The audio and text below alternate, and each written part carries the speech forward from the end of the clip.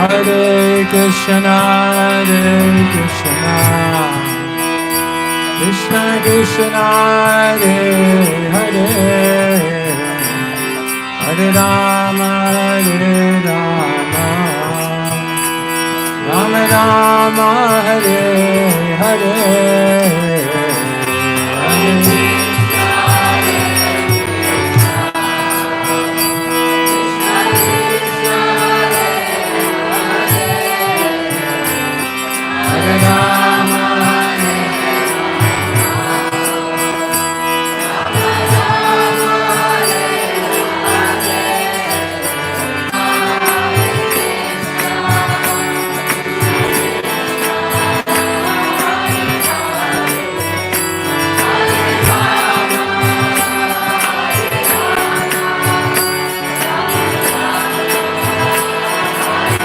Nitai Gaura Hari Bol, Hari Bol.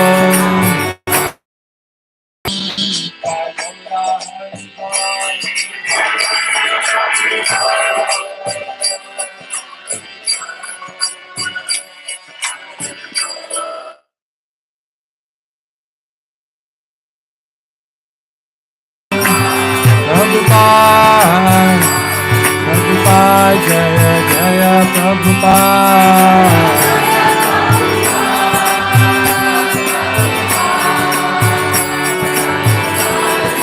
Jaya Jaya Prabhupada, Prabhupada, Prabhupada, Jaya Jaya Prabhupada.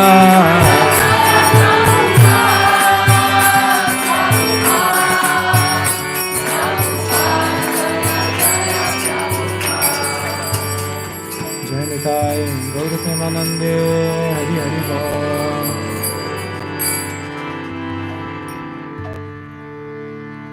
Om Namo Bhagavate Vasudevaya. Om Namo Bhagavate Vasudevaya. Om Namo Bhagavate Vasudevaya.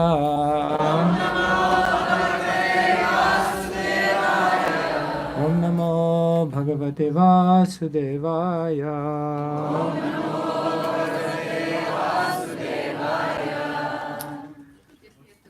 Hare Krishna, everyone. So, I was thinking what we could discuss this afternoon.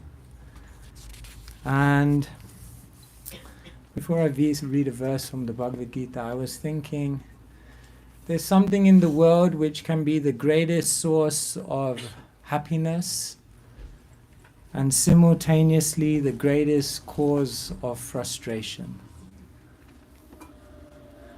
If I asked you what in the world can be the greatest source of happiness, this thing can bring you happiness like nothing else. But this very same thing can cause you frustration and disappointment and depression like nothing else. What would you say that is? Love. Love. I hear many broken hearts. Love. I think so. Relationships, isn't it? Relationships are the greatest source of happiness. When we have relationships, when you have a good relationship, you can deal with anything. Whatever may happen in life, but relationships keep us afloat. They keep us going. But those same relationships, when they break, when they become distanced, when we fail to see the connection in the same way, they also cause us great pain.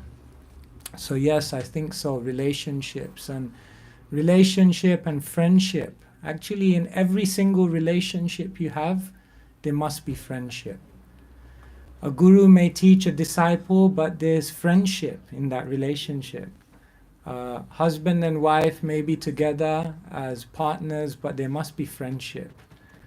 Someone may parent their children, but there must be friendship. So everyone needs relationship, and in every relationship there must be friendship. In the Sanskrit language, which is so advanced, there are many, many different words for a friend. In English, we say your friend. But as we know, there are so many different types of friend. So in Sanskrit, there are different words. Bandhu, which means a friend who is like an acquaintance. Yeah, you scratch my back, I'll scratch yours. And then there is Mitra, one who is a friend by some level of social situation. You end up being friends. And then there are deeper types of friendship, like Surid. Rid means the heart, and Su means very good. So someone who is literally in their heart wishing well for you. These are some of the deeper types of friendship.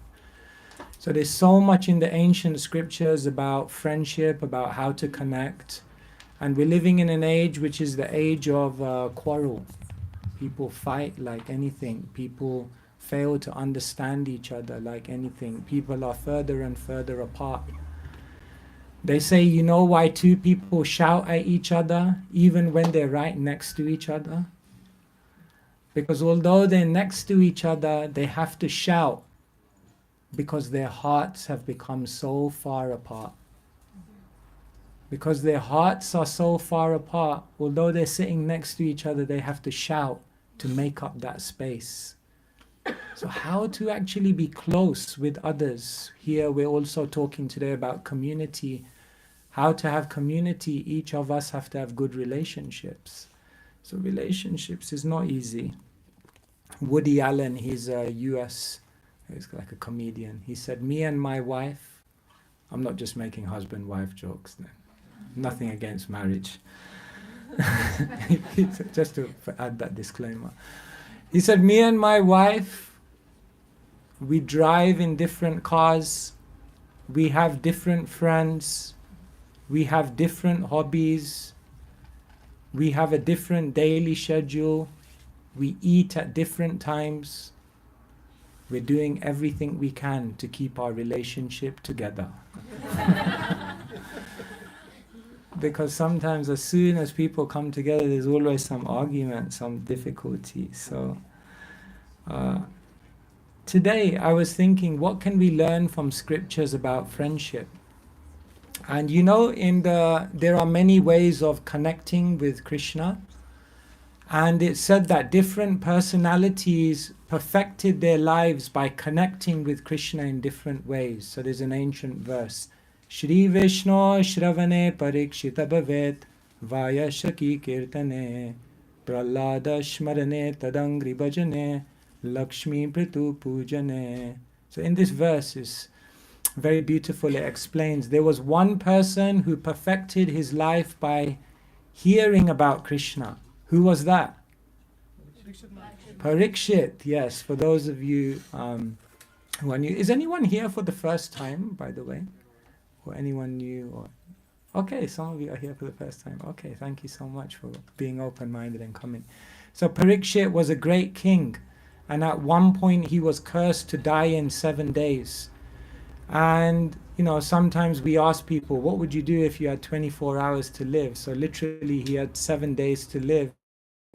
So what he decided to do was give up everything, and he just went to the bank of the Ganges, the famous river, and there he just heard talks of Krishna, spiritual wisdom, spiritual narrations for the remaining time that he had, and in that way he absorbed his consciousness in transcendence and achieved perfection. It said that one person perfected their life by kirtan, glorifying Krishna. Who was that? Yeah, Vayasiki. Vayasiki is another name for Sukadev Goswami. So Parikshit heard, but he was hearing from who? Sukadev Goswami. One individual perfected their life by remembering Krishna. And who was that? Prahlada Shmarane. In whatever difficulty there was, sometimes it's difficult to remember Krishna. You know, it's difficult to remember our spiritual situation. One time, one devotee said, Prabhupada, sometimes I forget Krishna. Prabhupada said, you always forget Krishna. Yeah, sometimes you remember him. So Prahlad was always remembering Krishna. And Tadangri Bhajane, someone was always serving Krishna in a very menial way. Who was that? Massaging Krishna's feet.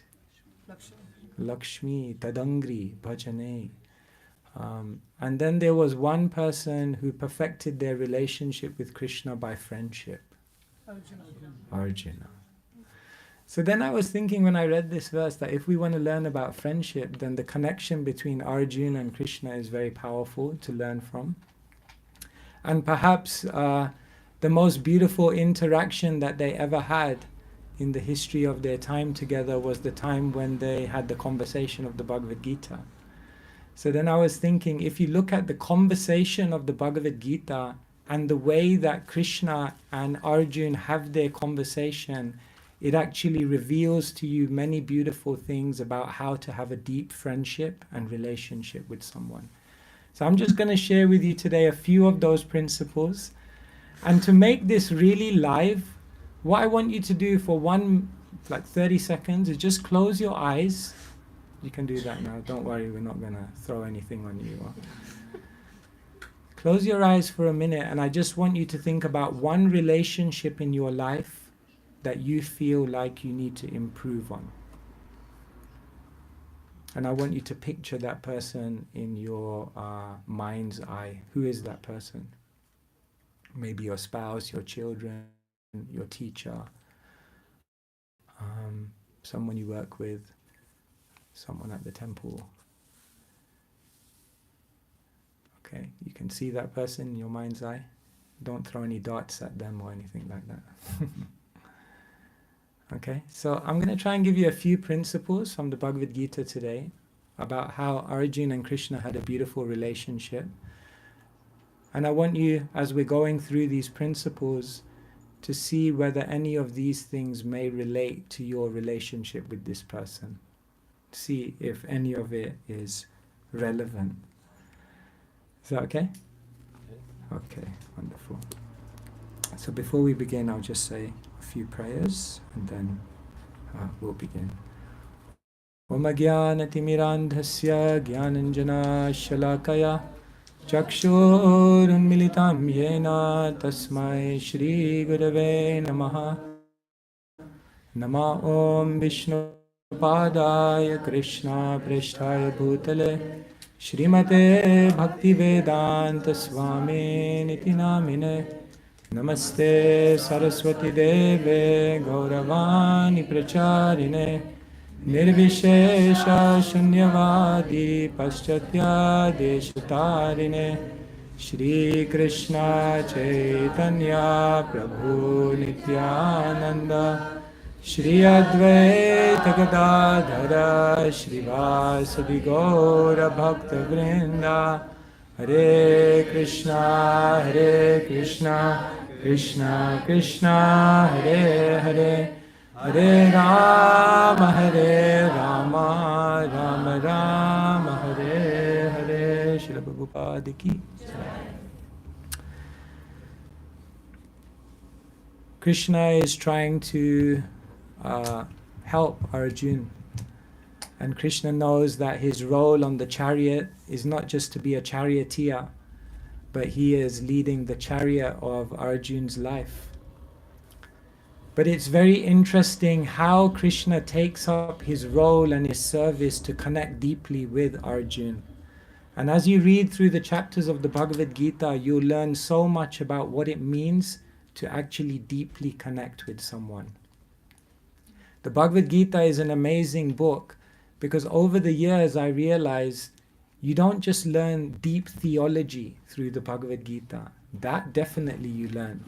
Who am I? What is the goal of life? How to achieve that goal of life? Where the material world comes from? What is karma? Deep philosophical things you can learn. But at the same time, you can learn so many things about how to navigate this world, how to be a good leader, how to communicate, how to have a good conversation. And today we're going to talk about how to actually deeply connect with someone. The first very, very interesting thing about the Bhagavad Gita is that the Bhagavad Gita has 18 chapters. And you know, one of the most interesting facts is that in the first chapter, Krishna doesn't say really one word to Arjuna. Maybe he says one line.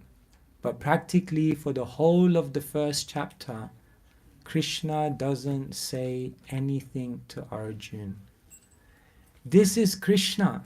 Vedaham samatitani vartamanani charjuna bhavishyani cha bhutani mam tu vedana kaschana. This is Krishna who knows past, present, future. Krishna who knows all living beings.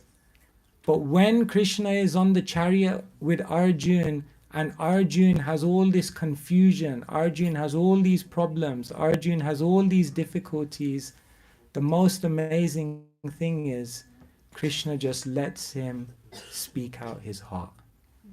Have you ever had a conversation with someone and by the time they're 10 seconds into what they're saying, you're like, okay, I know it, I know what you're going to say, this is what the answer is. The tendency to want to just come in and tell someone how it is so strong. But they say people don't care how much you know until they know how much you care. The first principle that the Bhagavad Gita teaches us in relationship building, in friendship building, is hearing brings understanding. If you really deeply want to connect to this person, think about the person that you were in your mind's eye. If you really want to deeply connect to them, you have to hear them. And hearing them doesn't simply mean to hear their words. That would be a good start. But hearing them means to really hear their heart. Unless you know someone's needs, their interests, and their concerns, you can't really have a deep relationship with them. And therefore in the world today, what happens is that people try to connect, but they haven't spent the time actually deeply understanding the person they're trying to connect to. My mum used to tell me, God has given you 2 ears and 1 mouth. That should tell you something. I think she was just telling me to be quiet. But we should hear twice as much as we speak. Once there was someone who was having a very difficulty with his friend, arguments again, so he came to the minister and he said, I just don't understand my friend, he's just speaking so illogically, I just really don't get him. And then his minister said, do me one favor, I want you to go back and listen to everything he's saying closely. So the friend went back. His friend was still like that. So now he was listening really closely, carefully. He came back to the minister. He said, I'm even more confused now. It sounds even more illogical to me, what he's saying. The minister said, good. Now I want you to go back and listen to everything he's not saying. It was just like, how do you listen to everything that someone's not saying?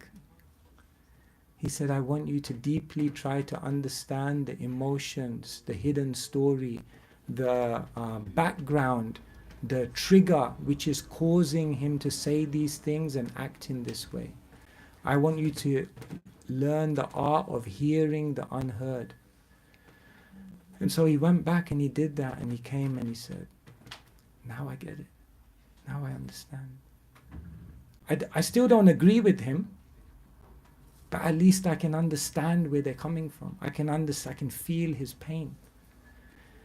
So this is the very, very first beautiful lesson that Krishna teaches us in the Gita, that we really have to try to understand each other in a deeper way. Once there was a teacher and she was trying to teach the children counting, maths.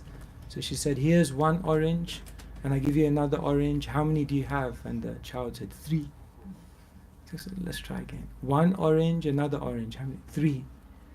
So the teacher was like, this is simple. Here's 1 apple, here's another apple. How many do you have? 2. Great. Here's 1 orange, here's another orange. How many do you have? 3. teacher just couldn't get it. She was so frustrated. And then the child said, but I have one orange in my lunch pack.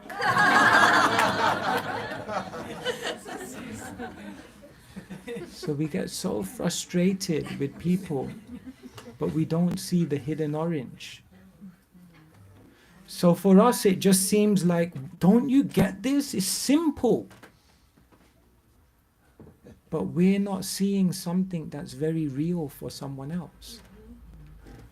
And so this is a great art, the art of how to hear the unheard. So Krishna knew, I know what's Arjun's going through. I'm in his heart. I understand all of his emotions. But Krishna was teaching us the first deep thing, that hearing brings understanding. And when we understand, we can connect more deeply. Then the interesting thing is, in the second chapter, after Arjun has kind of said it all, then Arjun's like, I also need some answers here, Krishna. So I know you've been silent and you've heard me out, but can you also now tell me some answers, like help me here? So in a very beautiful verse, Arjun says, Karpanya dosho pahatasva bhava prachami tvam dharma shamuda cheta. Dharma shamuda is a very beautiful word. It means I have a dharma confusion. I have no idea about my purpose, my direction, my goal.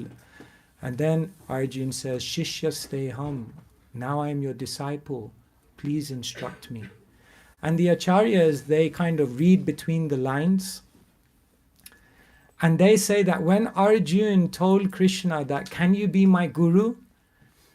Then Krishna looked back at Arjun and was like, no, Arjun, you're fine. You don't need a guru. You're doing okay. You'll figure it out. Do you really want me to be your guru?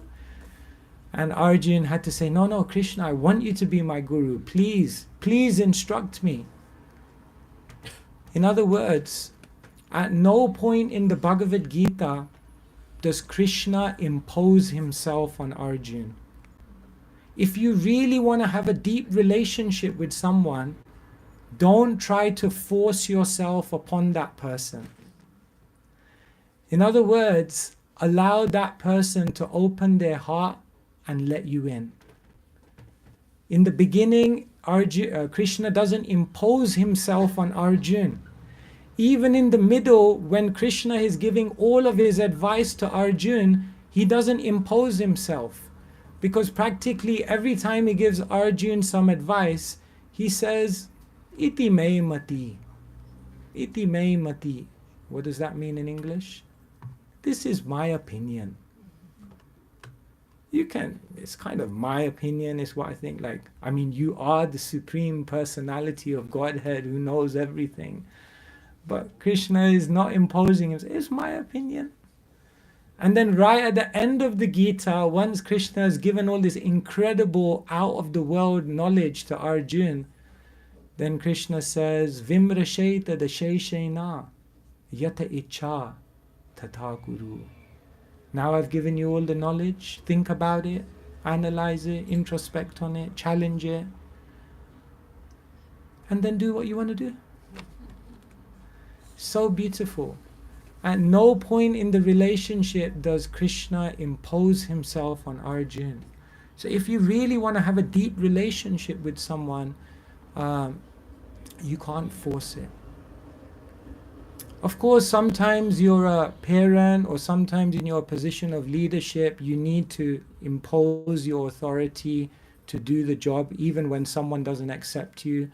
But the important thing in a relationship is to know, how much has this person invested their heart in me?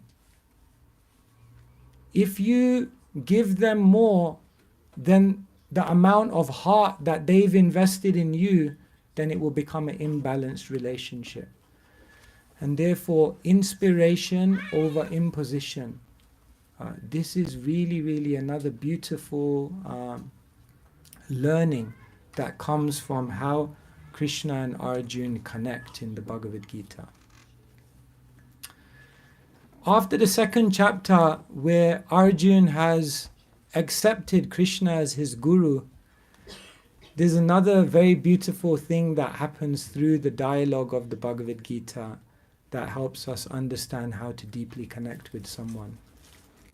But before I tell you that, I'm going to ask you a question. Imagine here for a moment I had an orange in my hand. Okay? You know, one of those oranges that you peel. And imagine I had a son and daughter. And I have one orange, but my son and my daughter both want the orange. Maybe this has happened to you. So I have one orange, I have nothing else. I don't have one in the lunchbox or anything like that. Just one orange in my hand, and my son and daughter, who I love equally, both want this orange. What should I do? Okay, so we have one option here, cut it in half. Any other answers? Buy more from the shop. Buy more from the shop.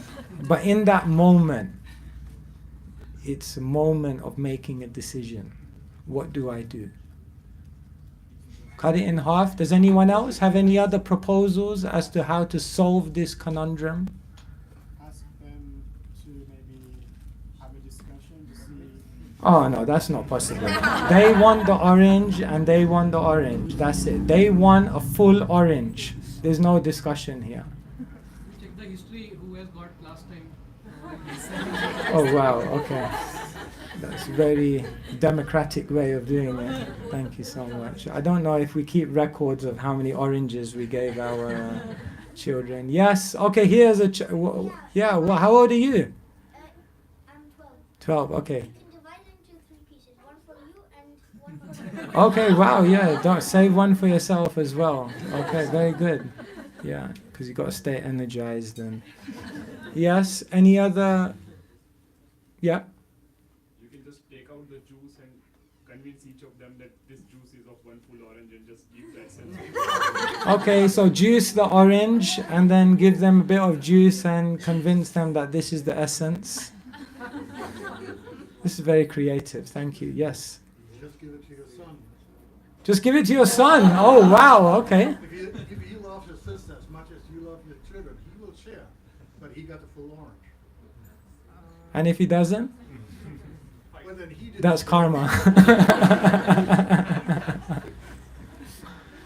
No, I'm looking for one more answer. Yes? Eat it yourself. Okay, wow. Okay, can you give a purport to that?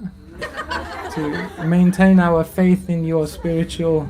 So both of them, so none of them get the orange, you eat it yourself, and then like next time I'm gonna buy both of you 2 oranges. Okay, so no one gets an orange. Okay, Muhammad? I would try to inspire one of the child to get more taste in giving it. And then maybe this child would be even more happy. Okay, but they're not interested. They want it. Okay, last try. Maybe somebody who wants it, if somebody is more eager, you can give it to them. Okay, find someone else apart from them. No, out of both of them. Oh, see who's more... No, they're equally eager. Okay. All right, go on then. Try once more. Lie to them, there is no orange. Lie? Right, there's no orange. Okay, no orange. It was just an illusion. It's Maya. No. You haven't asked the main question. No, you didn't ask. No. Okay. Ask them, why do they want the orange? Because if you ask the question, why do they want the orange? The girl will tell you, I want the orange peels so that I can make a cake. And the boy will tell you, I want the actual orange so I can have a juice. But you could have only come to that conclusion if you first asked them why they want the orange. The lesson here is that oftentimes when people have a conflict in a relationship, if we actually ask them what they're trying to achieve, then oftentimes we will see that there's a way to actually resolve the difference. There's actually a way to bring them together. There's actually a way in which I can fulfill your desire and I can fulfill what my purpose is without us having to clash. So what happens in the Bhagavad Gita is that after the second chapter, when Krishna and Arjuna begin to have a conversation, Arjuna has many questions. In one sense, Arjuna has many differences with Krishna. Do you know how many questions Arjuna asks Krishna in the Bhagavad Gita? 17. Now, if you think about it, that's quite a lot of questions compared to like how many verses there are. Sometimes Arjuna asks questions like, Krishna, I don't understand what you're saying. Sometimes Arjuna says to Krishna, I understand what you're saying, but it doesn't make any sense to me. And sometimes Arjuna says, it makes sense to me, but I have no idea how to apply this in my life. In other words, Arjuna has a difference of opinion with Krishna at many points in the Bhagavad Gita. But what Arjuna keeps doing is he keeps having dialogue with Krishna. He keeps talking. You see, dialogue resolves differences. Oftentimes what happens is because we stop the dialogue in a relationship, we don't actually share and try to understand whether there's a way of resolving and bridging the gap. Therefore, our relationships remain very, very distant. And so, throughout the Bhagavad Gita, Krishna never discourages Arjuna from asking his questions, from raising his doubts, from addressing whatever uncertainties are there in his heart. Because relationships mean that we're not immediately going to be on the same page. Relationships take a lot of time and investment. We may come together through chemistry, but we stay together through commitment. We stay together through patience. We stay together by actually understanding people on a deeper level. And so Krishna exercises incredible patience in helping Arjuna to reveal his mind, and therefore they connect much, much more deeply. And there are many more, but I'll just offer you one final one. So the first one you remember, hearing brings understanding. The second one is inspiration over imposition. Don't impose yourself. The third one is dialogue resolves differences. Another beautiful, this is the last one I'll give you today, and maybe another time we can do more. But another beautiful one that Krishna shows in the Bhagavad Gita of how to connect deeply with someone is, I call it, step back before giving feedback. And what Krishna does in the Bhagavad Gita is that sometimes he praises Arjuna with beautiful words. And other times Krishna honestly reveals where Arjuna is going wrong and how his thought process is defective. Sometimes Krishna glorifies Arjuna, and other times he corrects and chastises Arjuna. And in any relationship, if you want it to go to its highest level, there has to be both of these things. These are your two beautiful almost assets at your hands to make a relationship very beautiful. You have to give appreciation, encouragement, positivity, and at the same time you have to give correction, feedback, improvement, and loving correction, loving words of improvement, like that. So Krishna, he does that in a beautiful balance, because our tendency in a relationship is to go to one extreme or the other. We either give too many sweet words but without being honest about what we really need to tell that person, or what happens is we're really, really honest about what we need to tell that person and how they need to improve, but we haven't done the necessary relationship building of deposits in that relationship in order for them to really take it on in a beautiful way. And therefore, both of these aspects are very, very important. To have a beautiful relationship, there has to be encouragement and words of appreciation. Sometimes we don't do that enough. You know, someone in a relationship, we just take it for granted. People do so many nice things and we just make a mental note of it. But when they do something wrong, then we make sure they know about it.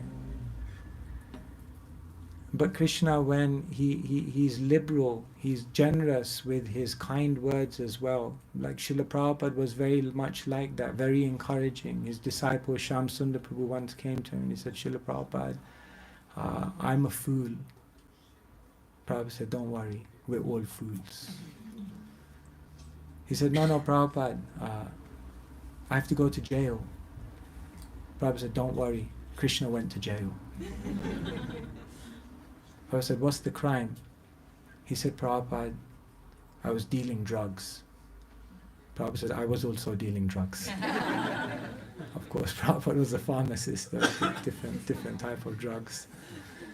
But he reflected later on how Srila Prabhupada was always very, very encouraging, very, very kind, very, very generous, very, very liberal.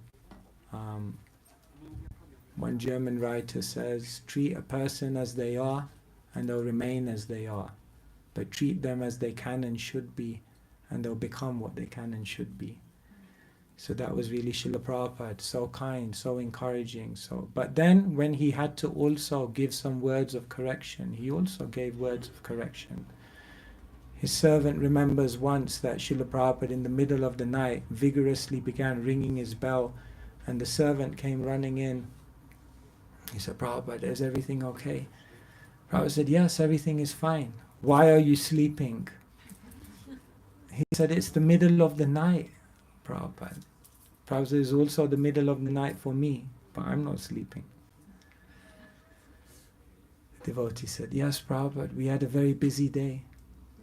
Prabhupada said, I had a busy day as well. Devotee said, but Prabhupada, you're a pure devotee. Prabhupada said, why are you not a pure devotee?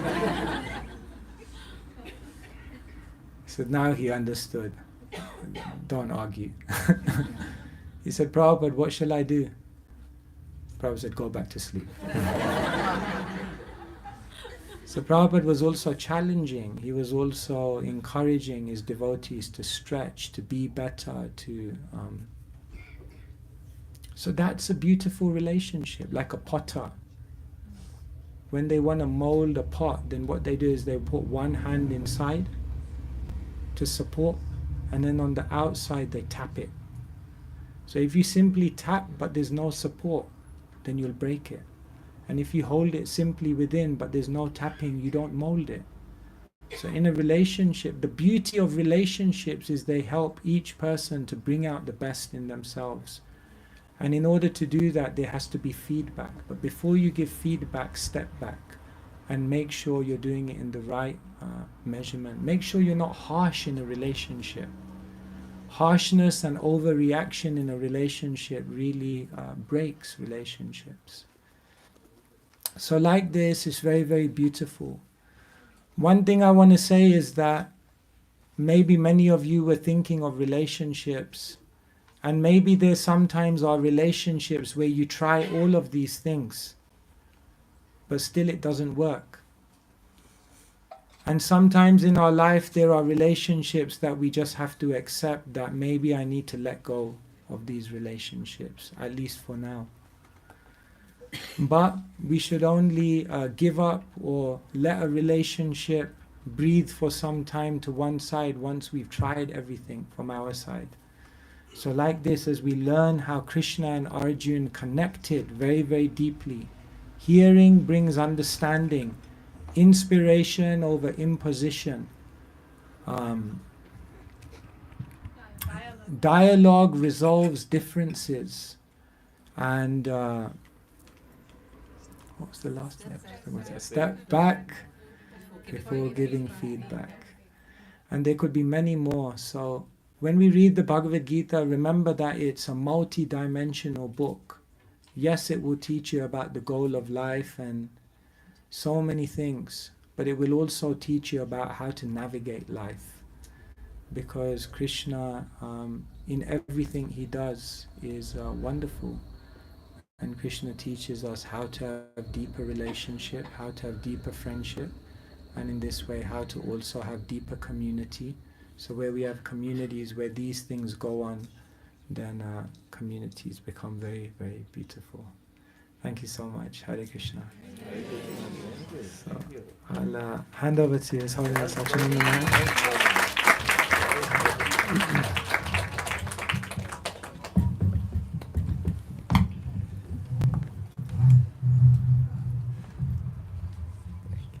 Much. I think, is it long enough? Oh, you have it. Okay. Hare Krishna, I think we all were very, very impressed by your wonderful presentation.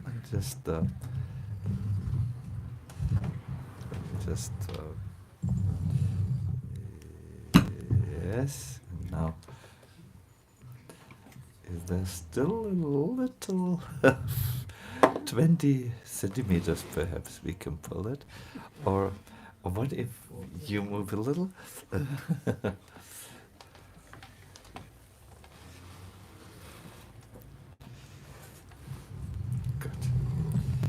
Okay. I think that was very profound, and I would in fact like to guide you into an exercise. So we have heard now 4 ways to improve relationships, and the way we started out was our Keshava Maharaj asked us to think of one relationship where we feel there's room for improvement. Do you remember? Who of you was able to envision one personality? Oh, yeah. That is 1/5 of you. That's a little small number. We need a little bit more of you. Can I again ask the question of Keshava Maharaj? Is there a person which comes to your mind where you feel you can improve the relationship? Maybe a spouse, maybe a child, maybe your neighbor, maybe a person at your working place who gets on your nerves.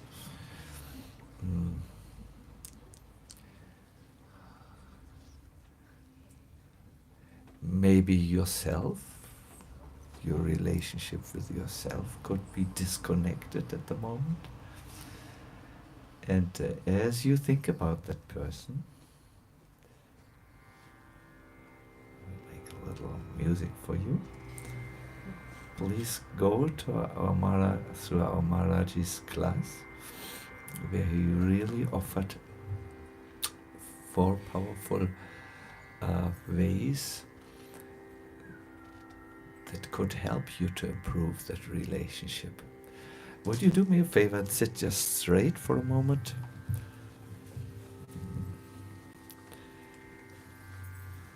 Take a few deep breaths in and out.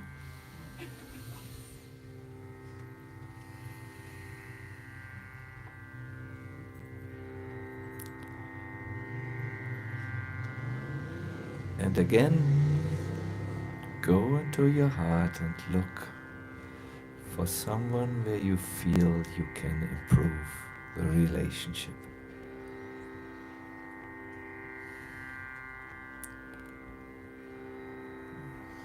Now move before them or invite them on a chair before you.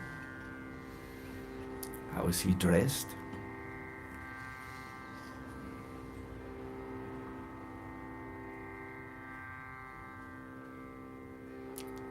How does he look at you? And now we'll start, and you're ready, a conversation where you perhaps asked him to talk about something and then understand it better. Listen to them.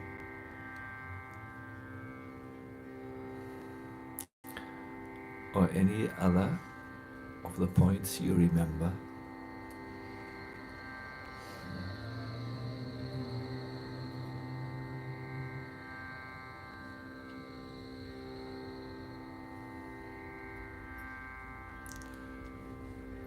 Good, and to complete this, we could go on long. Let us all chant a mantra. The holy name of Lord Ram. Perhaps pray to Ram that he helps. I will say it one time alone.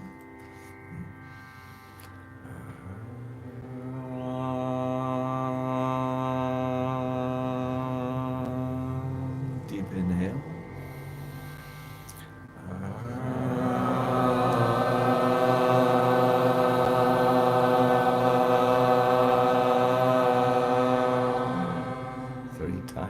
Deep inhale.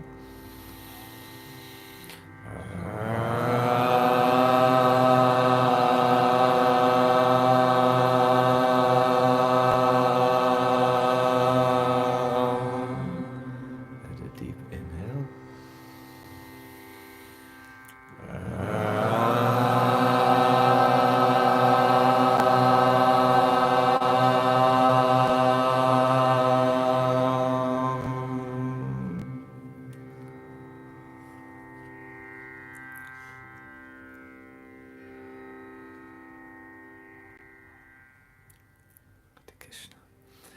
I will just talk very briefly, and then Maharaj and myself will take any questions from you.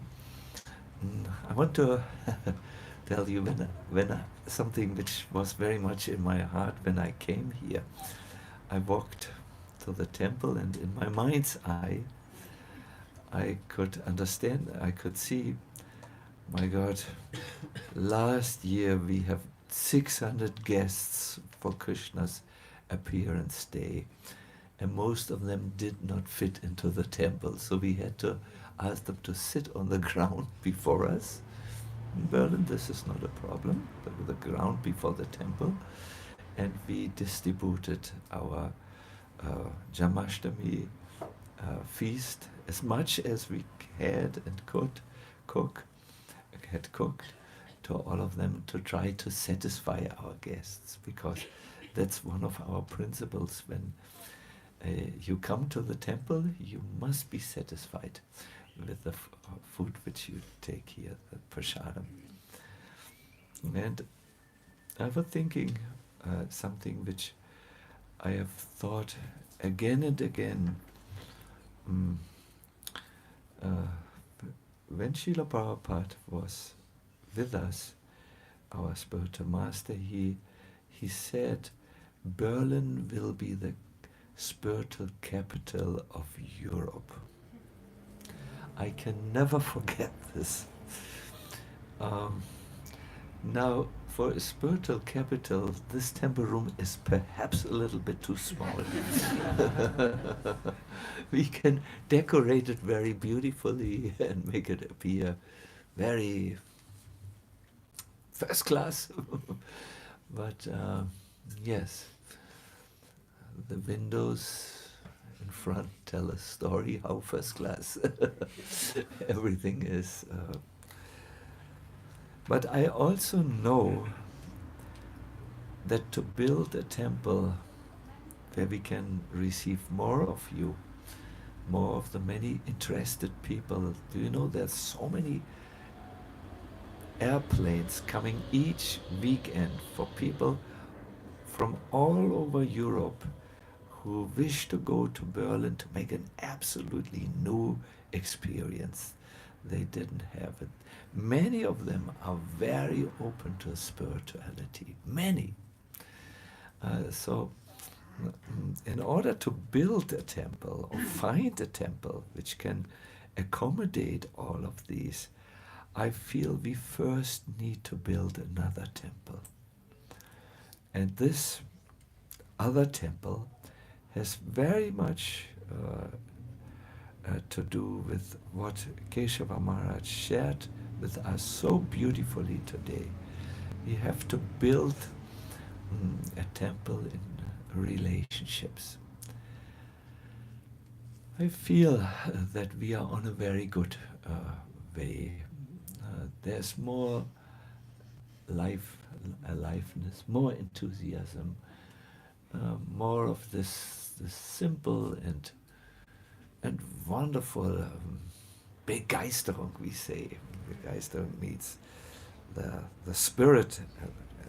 It's a German word. The spirit has entered more and more into many more people. And if we can learn to build this immaterial building, the building with the relationships, I think this will become the temple with bricks and how do you say, stones and cement and perhaps 2 bathrooms and 1 room for children. Not this, Jayaveda Maharaj called this little room where everything has to take place, the funny little room. All this will come on the fundament of relationships. So before we go into the questions and answers, I want to bring you actually make a point.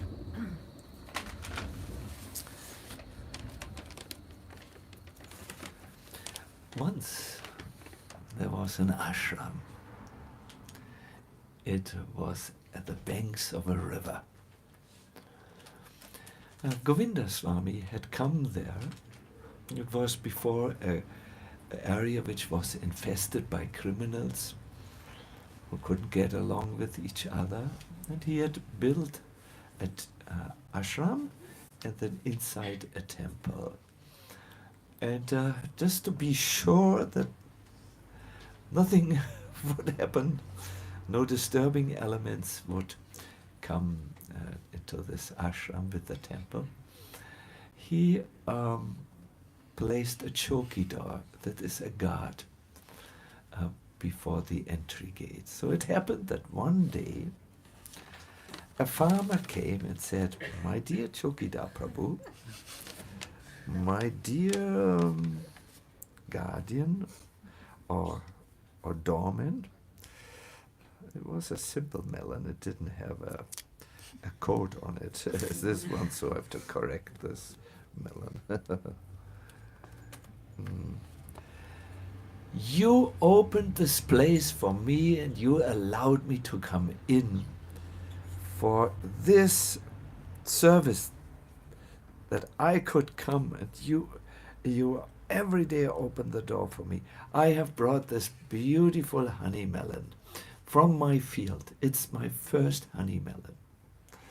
You can take later photos, but for now, please listen.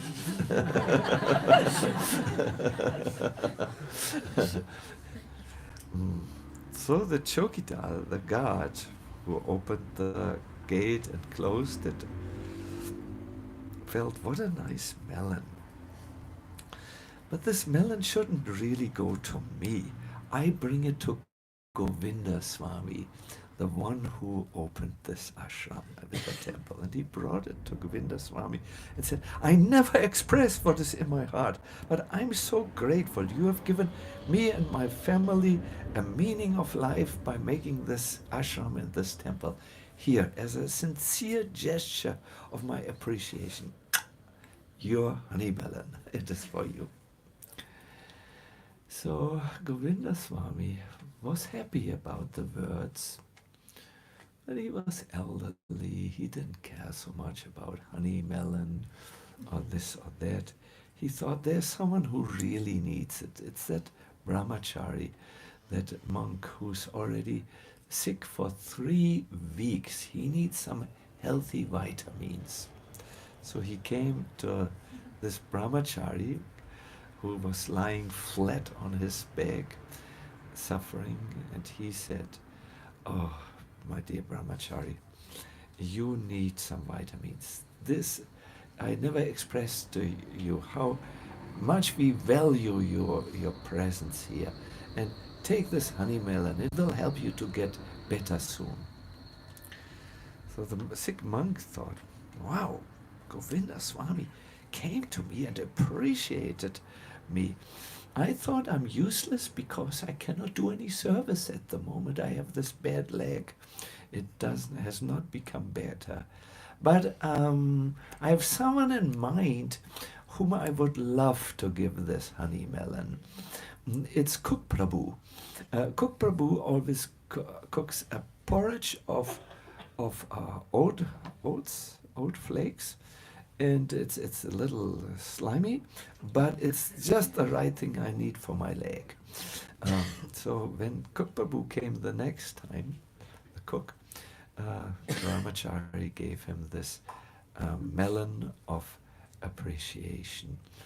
And my dear everyone, this is a long story. It would take me 1 year to tell it properly, but the honey melon on that day and for the next day also went around the ashram until it came back to the guard at the door.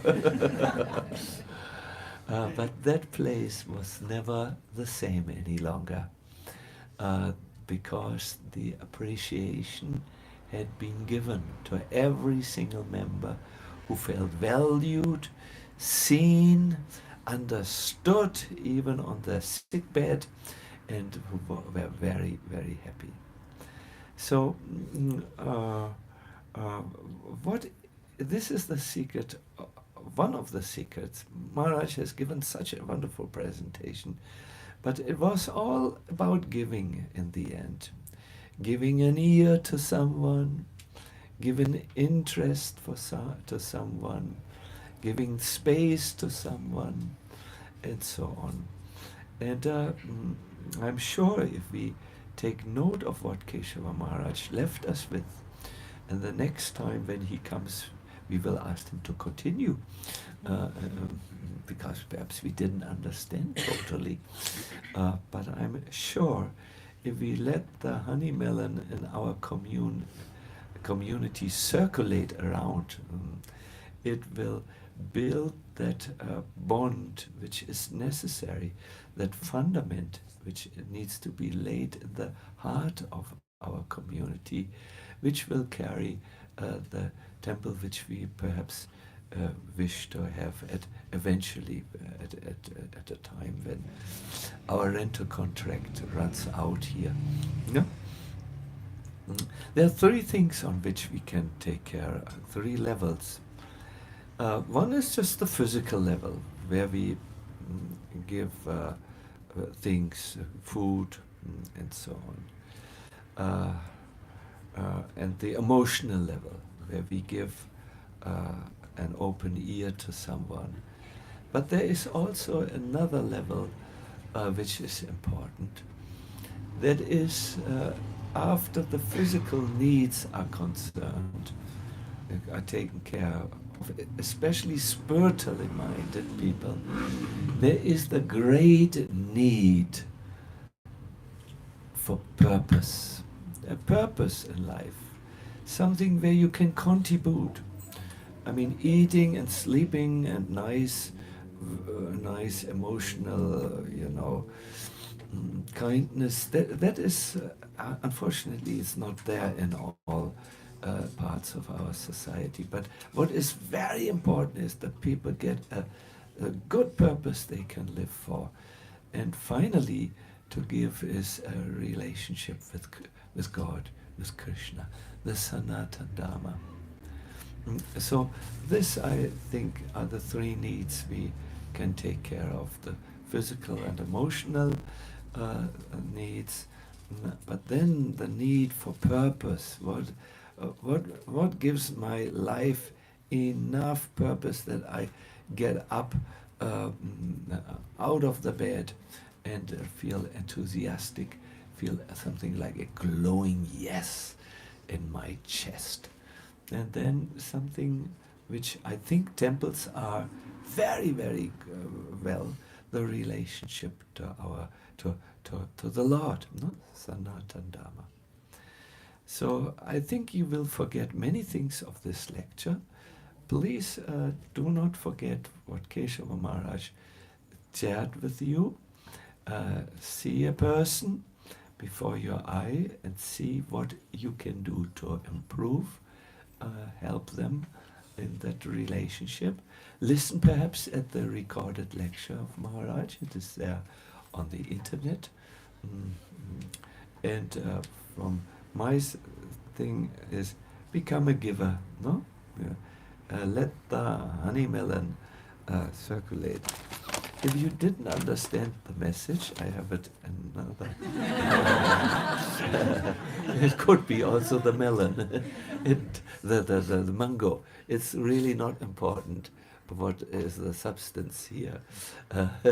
What is important is the giving nature, no? The giving time, physical things like food, giving a perspective so that people can see their purpose in life, and helping them to develop their relationship with the Lord. I could have also brought strawberries, or also Spargel. It's not about the things, it's about the attitude. Thank you very much, and Hare Krishna.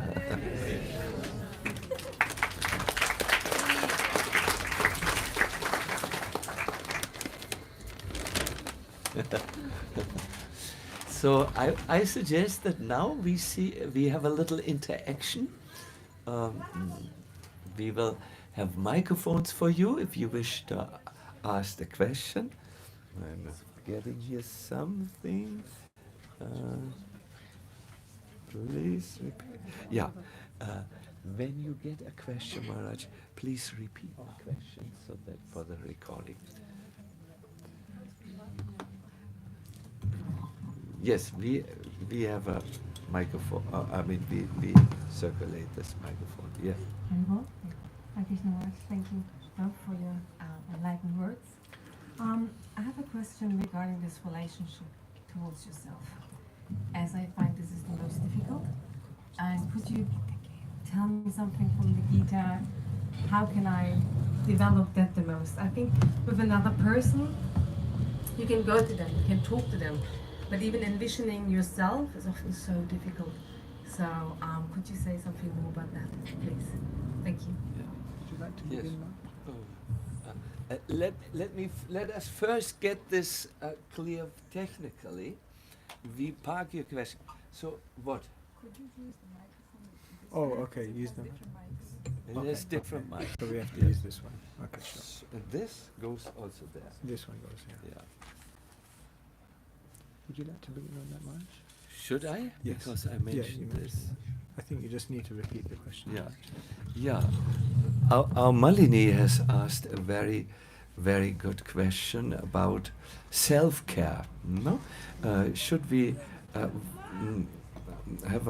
should have a relationship to ourselves, and in that relationship we should take care of our needs, our own personal needs.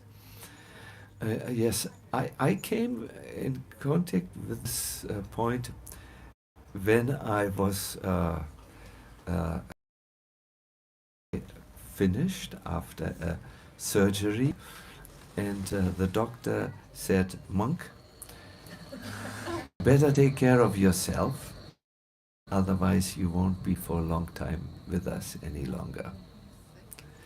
It didn't sit well with me at that time because I was a very, I thought, no, just giving. I'm insignificant, unimportant, and so on. But later I did understand that if you're disconnected with yourself, with your mind, with your emotions, you do something what is called spiritual bypassing. You are not taking care of an issue which is there, which everyone sees except for you, and you give very good spiritual reason and bypassing it. And this will not go for a long time. It won't go good for a long time. So I personally have developed a model from this. It's called the Tree of Life. This name I understood is very, very prevalent. When I tried to reserve that as a brand in the internet, I saw, oh my God, there's so many trees of lives. But what I mean with the Tree of Life is that a person, in order to be in a position that he can contribute, must also care for himself spiritually, physically, emotionally, and then he can be fit for social work. Consider a tree. It has roots which no one sees. This is your spiritual practice. You do it in the morning hours. I heard there are some people who do spiritual practice with a camera and they put it on Instagram, but that is more, that's not the idea. You do it invisible. These are your roots. This is your time alone with Krishna. Then the next element, physical well-being and emotional well-being. There's a lot to be said about it, but I want to leave it with these things. Physical well-being is food, sleep, and movement. Emotional well-being happens when you have friends, relationships, when you have a purpose to which you wake up with happiness, and when you stop negative self-talk, which many people unfortunately do. I'm not good enough, and so on. When you take care of yourself, spiritually, physically, emotionally, then you have fruits to offer, like the tree. A healthy tree has good cherries.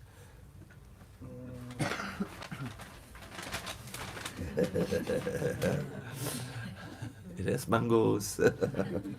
It has other things to give, but a tree which is depleted cannot give, at least not for long. At least not for long. Good. It's not in your interest, not anyone's else's interest, not even Krishna's interest, if you burn yourself from from left and right, so to say.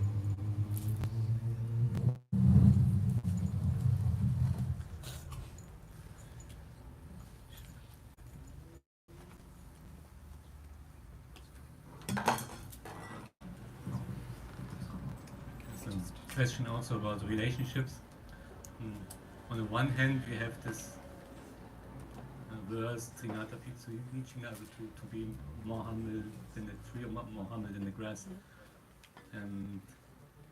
But this could also mean that if we don't tell another person, oh, like you behave, it's not okay, then we train them to act badly towards us. But it was my experience that it's not good to always just be humble and say nothing. If we don't say anything, then we can also not communicate our needs. There's no one can listen if I don't say anything in this relationship. How can we bring this together to be humble on one side, but also to set boundaries if necessary, and to make a thing work. So just to repeat the question, on one hand, we should be humble in a relationship. We should take ourselves out of the center. And at the same time, in a relationship, we have needs. We feel that there should be a certain reciprocation in the way we are. And if we don't communicate those needs, then sometimes people can take advantage of us. And at the same time, when we communicate those needs, we want to make sure we're remaining humble. So how do you communicate needs and at the same time stay humble? Is this the question? Yeah, and also to say if someone If someone is doing acting something wrong, badly, yeah. then it was badly, not just say nothing and, Yeah. and be humble. Yeah. I know that there's a thing, if I tolerate this, then the other person gets my bad karma if I don't criticize. This is nice for me and bad for the other person, but that's not good for the relationship, I think. Yeah, thank you so much. Yeah, so speaking in a relationship and communicating needs doesn't have to be contrary to being humble in that relationship. To be humble in a relationship means you come together in that relationship for the purpose of maximizing your service to that person, your service together to others, and your service together to God. To be humble means you're acting in a way to maximize your ability to serve. And sometimes in your ability, in your endeavor to maximize your ability to serve, you need to communicate needs. In other words, if you communicate with someone you love that I need this, I need that, it's not necessarily contrary to humility, because by them understanding what your needs are and you providing for each other, you become more equipped to serve each other and to serve Krishna in a better way. So as long as the goal is always service, it can never be contrary to humility. It becomes contrary to humility when I become the center and my selfish desires become the goal. But in any relationship, there needs to be communication, there needs to be correction, as I mentioned, step back to feedback. In a relationship, we're also sometimes speaking to help that person also improve in their service. So sometimes if someone is doing something not so nice and I call it out, then I may be being humble also in the sense that I'm doing it as a service to them, so that they can improve in their relationship and their own character and their own devotion. So being humble doesn't mean you become a mute. It doesn't mean you become a doormat. It doesn't mean you become kind of just completely non-emotional and without any feelings. It just means that you take yourself out of the center and act always for the purpose of increasing selfless service. Does that help? Thank you very much. It's very nice. What should we add to that? No, you said it very nice. Yes, it's nice. There are more questions come, please. Maybe we should go to the back. Yes, but we also saw you. You will also be the next one. Next one. Yes. Hare Krishna Prabhu. I just wanted to ask, what is the role of family in progression on a dharmic path? Like in modern days, we see most of the people are moving towards individualism rather than being connected to a socially enriched family culture, what we had in, say, days of our fathers or grandfathers. Like, I think it's one of the deterioration which we are facing right now, because in the absence of that family web or family culture, we are slowly digressing from the path of dharma, I guess. I mean, could you just enlighten us on that? Yes. So the question is, in today's culture, the family unit and people to staying together as a family is becoming more and more rare. And what effect does that have on spirituality? Yeah, it's a fact today that people can't live together. People just find it very, very difficult to share the same space with others. People don't have tolerance. People don't have patience. People don't have flexibility. And the whole world now is about personal space. I want my own personal space. It's interesting, Eastern culture is still very communal, you know. Like, and if you're coming from the West to an Eastern culture, sometimes it can feel a little bit too communal. Like, I need some space here, you know, this is like... So all of you are sitting here together, many people would find this a little like, okay, I need some space here. You see, even here on a train, if someone walks on into a carriage, and there's only a few people in the carriage, they will walk where they have like 5 seats around them spare. You know, because people, they just can't live together. But actually, community and family is said to be one of the most important aspects in one's spiritual development. Krishna Bhakti Janma Mula Hoya Sadhu Sang, Krishna Prema Janma Deho Puna Mukhya Ang. The Shastra says the very root cause of the awakening of devotion to Krishna is the practicing of that devotion in the community of others. And the interesting thing is, what it says in that verse is Krishna Prema Janma Deho. And even when you've perfected it, even when you have love for Krishna, Puna Mukhya Ang, the ability to be around others and be with others remains the foremost practice. Spirituality is never practiced in isolation, because spirituality means love, love means relationship, and relationship means closeness. Family is such a beautiful thing.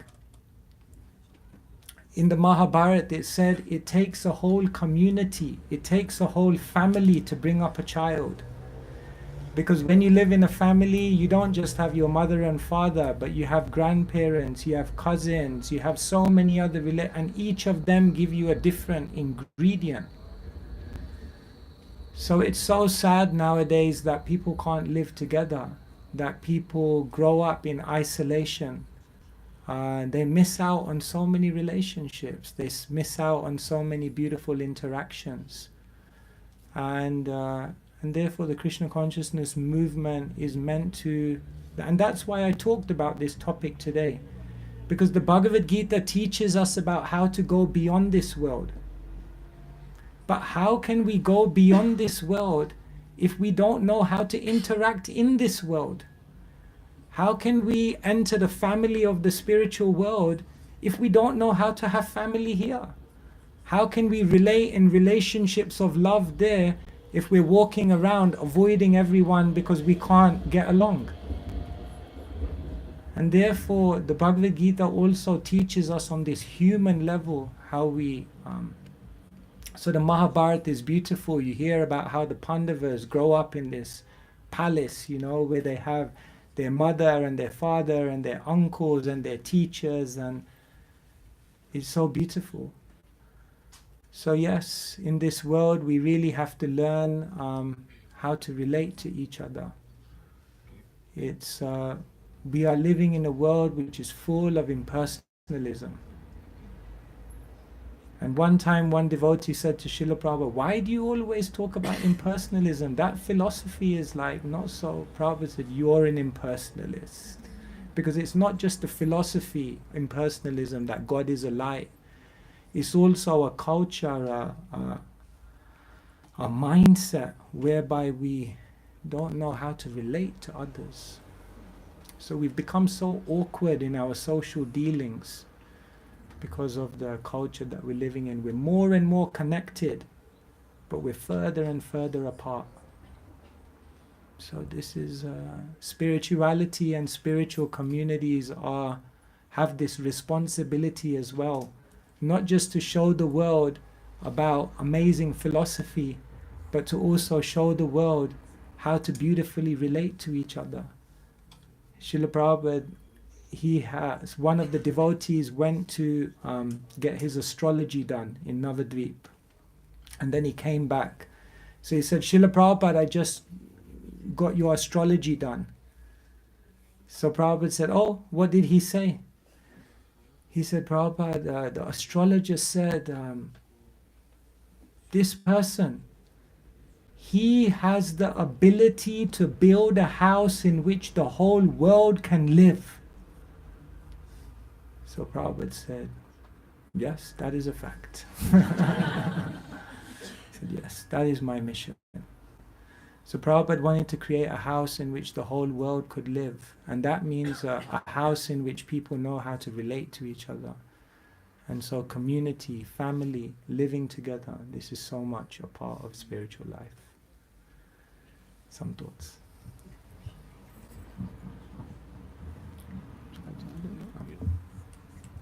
Thank you, Maharaj. Just again on the topic of relating, despite many good experiences of rendering service, I notice within myself when I'm asked to do service, when I'm asked to meet someone and have some interaction with them, I notice still that my initial response is a negative one. This is going to be long, this is going to be a burden, this is going to be difficult, this is going to be boring, this is going to be etc., etc. And time after time, and we just had 6 weeks in India of experience, at the same challenges, but then the next one comes up, hey, could you meet this person and give them this and this? That will be difficult. How can we finally approach a situation, at least with neutrality, if not positivity? At least neutrality. Your question is very endearing because it has that element of absolute truthfulness to it.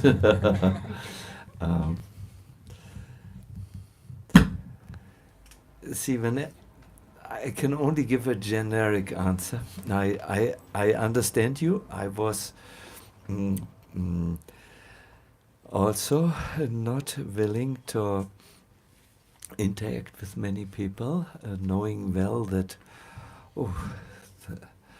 it will be this, it will be that, it will be the other thing. I think whenever we do something in spiritual life, we have to see a purpose in it. Why am I doing it? And at the moment we see the purpose in it, it becomes a total different thing. For instance, when I remember I was in one temple and I asked, and people asked us, people were around us, the neighbors said, oh, that's where everyone acts without getting paid. That was how we were known, everyone is working so hard, but they are unpaid laborers. So that was one understanding they had. Now, if you would ask me or any devotee, they would say, no, we are not unpaid laborers, but we are doing service for Krishna, and we are getting the greatest prize, that is love of Godhead. We are getting the greatest payment. So it's a different perspective altogether. When you do anything, you should know what is the purpose of it. Otherwise, anything could become a burden. Chanting your rounds could become a burden to you. Oh no, again, sitting down and chanting. And for many, or again I'm asked to do something, or I'm going out and I'm talking to people. No, no. But if you know, this is good for my purification. This is good for my spiritual advancement. Then the very same thing which looked like a burden will become a burden of love. It will become very, very nice, and you will be very happy doing it. But if you lose your why, if you lose your why in spiritual life, then everything you do are just, you go through the movements, and some of them will not be pleasant for you any longer. So, yes. Any more questions? Do you enjoy this session? Is it good? I see some people coming and going, but I think this is natural. Maybe we should take care, Vaibhav, that all people get some prasadam, you know, when they go. They are taking care. Good, good. No one should leave with an empty stomach from here. Yes. There are more questions, I think. Yes, our Mataji here had a question. Or Sadashiva, did you have your... Then let us, Sadashiva... So you can keep yeah, maybe we go to Sadashiva. Should we go first the Mataji and then you? Yes? Good. I must introduce to you this Sadashiva with the can't heat outlook.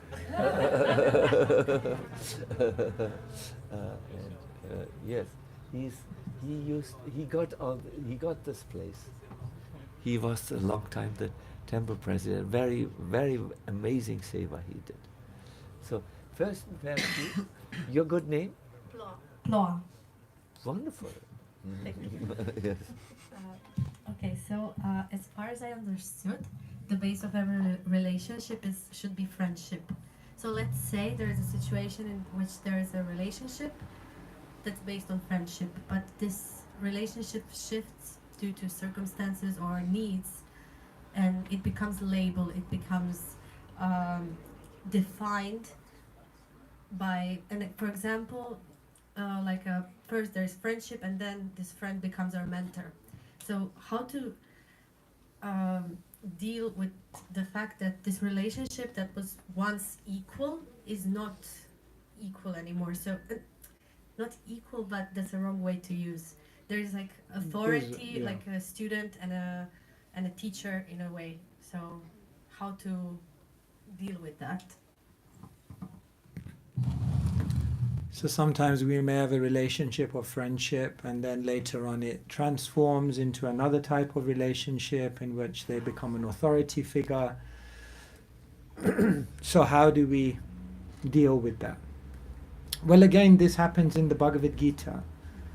Because to be honest, Krishna is Arjun's charioteer. Now, a charioteer is not even an equal. A charioteer is a servant. On the chariot, Arjun should be the one giving the orders to Krishna. You know what it said on the battlefield of Kurukshetra, on any battlefield, it's so noisy that when the warrior wants to tell the charioteer where to go, then they can't just say left, right, because it's too noisy. So you know what they do? The warrior gives them a good kick on the right, and that means go right. And they have to give them a good kick on the left, go left. This is the position of a charioteer. That's why when the Brahmin, he saw the picture of Krishna becoming the charioteer of Arjun, he began to cry. And Chaitanya Mahaprabhu said, "Why are you crying?" He said, "Because I can't imagine the Supreme Lord who's taken such a humble position out of love for his devotee." So that same relationship then undergoes a 180-degree turn. Because Arjun's supposed to be giving the orders to Krishna, but then Arjun turns the whole table and Krishna becomes his guru. So my point was that in every relationship there must be friendship. But in some relationships, the friendship is the predominant rasa. But sometimes relationships change because people change. Relationships change because situations change. Relationships change because our needs change. And therefore, when someone changes and becomes a more authoritative figure in your life, we can respect that that is a good thing for the situation, that is a good thing for the need of the day, that is a good thing in order to increase our service moving forward. But some element of friendship must always remain. It's explained even in a guru-disciple relationship. Guru sudrida saurida. That the guru is also the friend of the disciple. Because unless there's friendship between a guru and a disciple, how can there be that intimacy and meeting of hearts that can allow the gift to fully transfer? And so when a relationship changes, we should understand, yes, the material world is a dynamic place. As Shakespeare said, all the world's a stage, and each one of us are actors. And in our time, we play many, many roles, and we have our entrances and exits. So this world is a transitory place, you know. At one point, someone who was my teacher may become my friend. Someone who was my friend may become my teacher. Someone who I was very distant with becomes very close. Someone who I was close with may move into a different space. It's always changing. But we always keep the friendly spirit and the meeting of hearts. In every relationship there must be a meeting of hearts, and that's the most important thing. And other things are roles, and roles change. I don't know if this helps.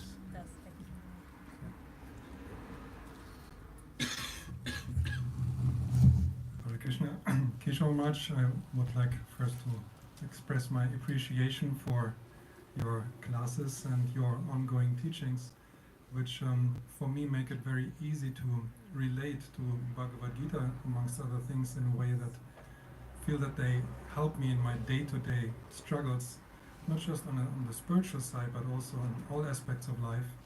My question is that when I try to read Prabhupada's books, I feel myself often struggling to relate to Prabhupada's words and purports in a way that make it so relatable as when you explain it and other teachers explain it, and that often leads to me rather spending time listening to classes or looking for guidance, let's say self-help guidance elsewhere. So do you have any tips on studying Prabhupada's books to really get on this deeper kind of understanding?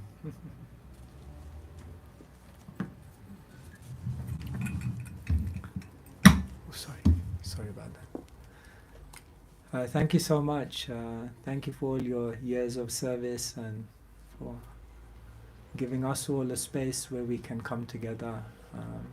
We're indebted. One academic.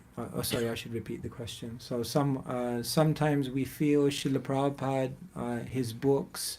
Sometimes it's difficult for us to study the books. Sometimes it's difficult for us to read Srila Prabhupada's words and also interface with them in such a way that it allows us to navigate through our daily life, and what could be the tips for understanding and delving deeper. I hope I've conveyed it. One scholar, when he was writing about Srila Prabhupada and how Srila Prabhupada wrote his books, he made one very interesting observation which I very much liked. He said Srila Prabhupada in his life, he played two roles. He was on one hand a messenger, and on another hand he was a mother. In order for Srila Prabhupada to implant the tradition of Krishna consciousness into a foreign place where people had very little understanding, Srila Prabhupada had to play both of these roles. He had to be a messenger of the absolute truth, and at the same time he had to be a mother to actually help people to actually grow up and nurture them. So what he was saying is that often when you read Srila Prabhupada's books, it's very much in the mood of Srila Prabhupada, the messenger. And therefore sometimes people read Srila Prabhupada's books and sometimes they say it's very strong, it's very philosophical, it's almost very absolute.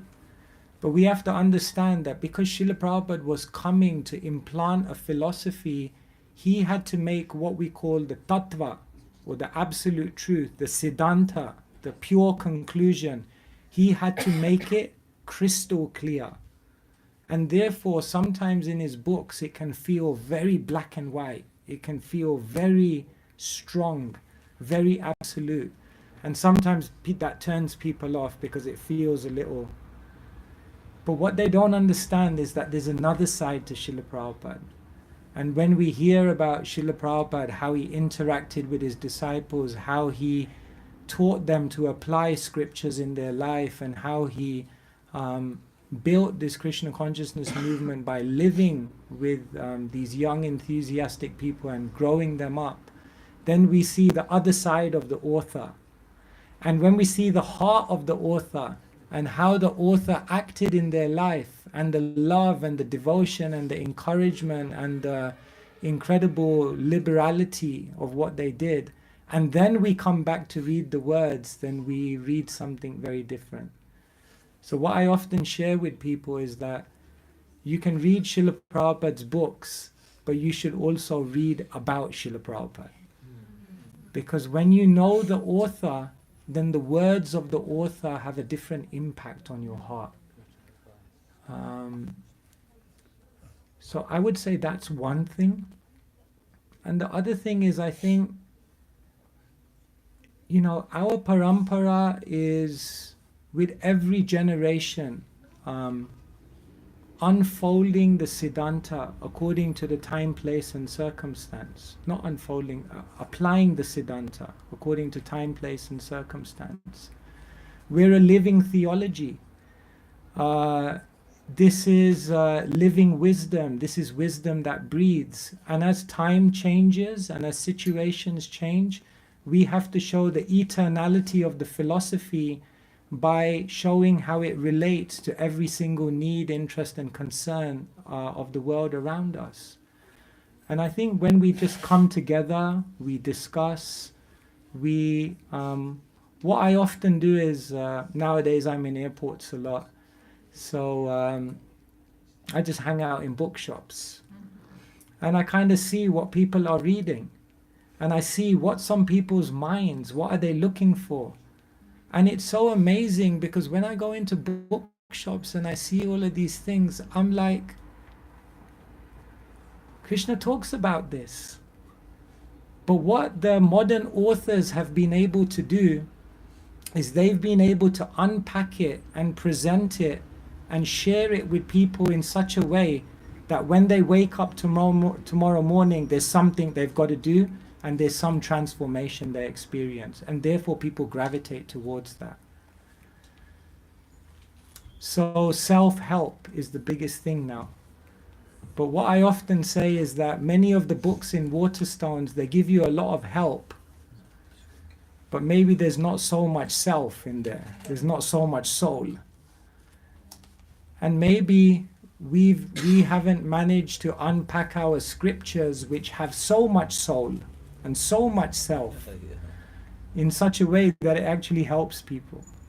Like I was in the airport the other day, and I was just browsing through this book. You've heard of it, the 5 a.m. Club. So I'm reading through this book, like the 5 a.m. Club. And basically, the author's just like telling everyone to come to Mangal Arti. That's what I'm thinking in my mind, you know.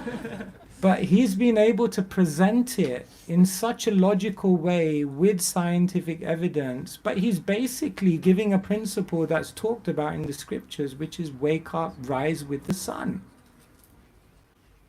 More energy, more creativity, more productivity. So I think, again, like I said, Krishna, when he wanted to connect with Arjuna, Hearing brings understanding. And I think a lot of it is just hearing what's going on in the world, hearing what's going on in people's hearts, hearing what's going on in our own hearts, and then looking at the scriptures, discussing with those who are diving deep and really trying to make the connections. Yeah, it's beautiful. And I think it gives us that faith that we can benefit from all literature, but ultimately all the ideas are there. These were some ideas. I'm sure there's so much more to say on studying scripture, but these were just some thoughts. Hope that helps. Thank you for your nice question. I don't know how we do time. So,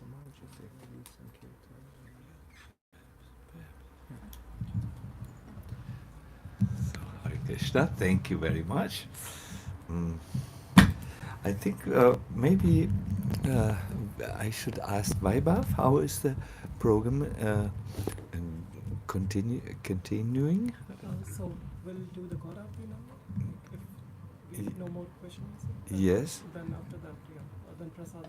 After that, Prasad. Okay. Are we ready to start the evening? Yes. Well, thinking Mangal Artik and the evening Artik. Fine. Perhaps you want to announce. Thank you all very much for making this session, so bringing your questions there, and let us invite our Keshava Maharaj more and more to come to Berlin. Here,